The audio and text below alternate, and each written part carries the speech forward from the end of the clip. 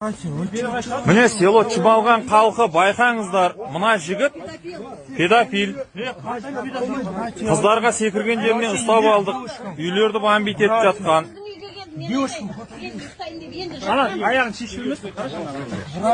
Не участковой шақырдық қазір, беріп жатыр біз бұйырса. Жігіттер, міне, мына педофил село Чубалғанның ұрысы жақсылап танып алыңдар, міне. Сұңқар көшесінде міне ұстап алып тұрмыз қазір ше.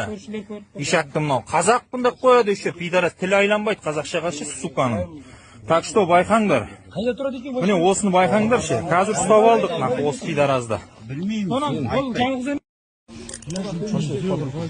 Ане, пожалуйста.